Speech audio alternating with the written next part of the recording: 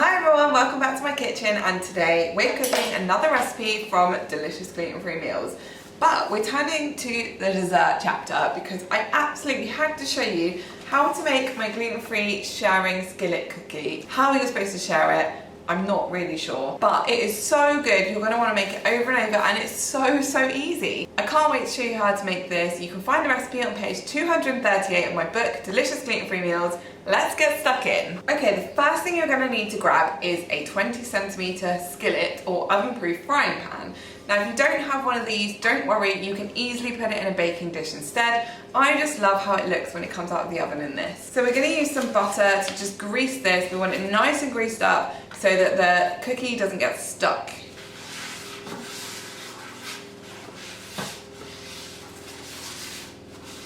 And now that's nice and greased up, we're going to put it to one side so that we can make the cookie mix. So the first thing I'm going to do is I'm going to take my mixing bowl and I'm going to add my melted butter, light brown sugar and granulated sugar and give it a good whiz up with an electric whisk. So in with the melted butter. It doesn't need to be too hot, it just needs to be runny.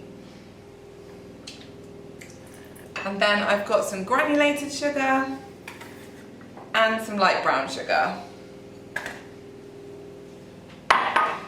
And I'm going to use my electric whisk to mix them up until they're nice and creamed together.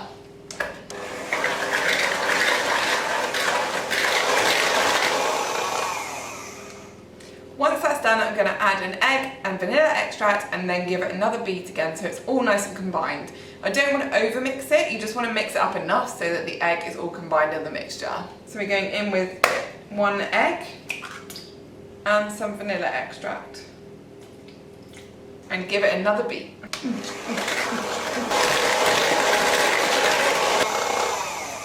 That's literally all it needs. So I'm going to pop that to one side for a second. And then I've got my plain gluten-free flour. To that I'm going to add some salt. I'm going to add some xanthan gum. Now this is really important for gluten-free bakes to help hold the texture together. A little bit goes a long way, trust me. And then I'm going to add some bicarb in as well.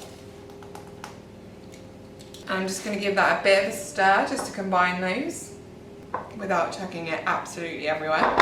And then that is going into my wet mixture. And then of course the most important part, the chocolate. Now you can add chocolate chips, chocolate chunks, you could add nut and fruit if you prefer that instead or as well, but I'm going with a classic mix of dark chocolate and white chocolate chunks. I didn't have any chocolate chips, so I just chopped up some chocolate and it seems to work fine to me.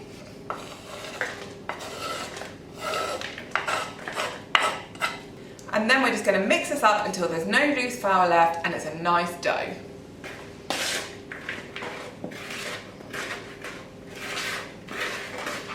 And you can see quite quickly how all the loose flour gets mixed in and it forms a nice dough. Okay, so now I've got my pan back on the scene and I'm literally just going to scrape the dough into it.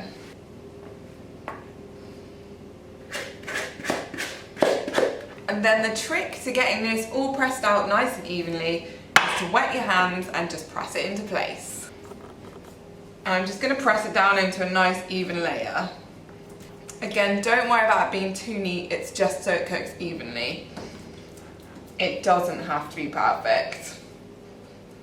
And then if you want to, for a final finishing touch, you can put a few extra chocolate chips on top, just so they look all melty and delicious when it comes out of the oven. That is our cookie ready to go into the oven. So I'm going to pop that into my preheated oven for 20 minutes, and then it's ready to take out and enjoy, and I cannot wait. If you don't want it to be so like gooey chewy in the middle, you can leave it in 5 or 10 minutes longer, but trust me, the gooier it is, the better. Okay, it's out of the oven. I'm gonna leave this to cool off for about 5 to 10 minutes before I tuck it in. So there's only one thing that can make this cookie better than it already is, and that is ice cream. Just gonna pop a nice dollop in the middle. It looks so good. And that, my friends, is the sharing skillet cookie of dreams. Find it on page 238 of my book, Delicious Gluten Free Meals. I can't wait to tuck in. I'm just gonna have to do it now. Sorry, I'll finish the video in a minute. Get a load of that. Look at the melty goodness. That's how easy it is to make my sharing skillet cookie, and it's completely gluten-free, but honestly, I don't think anyone would even know. So if you're having a dinner party or you've got friends around, or you're having a date night, you can make this, you can eat it and enjoy it, so can everyone else. And it's not very often when you have celiac disease that we get to enjoy some form of sharing dessert. In fact, it's not often with celiac disease that you get to enjoy sharing anything. And in the book, I've got loads of tips about cross-contamination, so you'll find it all in Delicious Gluten Free Meals. The recipe is on page 238 in the dessert chapter. I will pop all the links and everything you need to know down below. If you like these recipe tutorials and you're enjoying the book, please leave this video a thumbs up. Please subscribe to my channel. Make sure you review the book on Amazon because the reviews really help authors like me, especially first-time authors. And I'm gonna tuck into this cookie and I'll catch you again soon. Bye. Oh my God.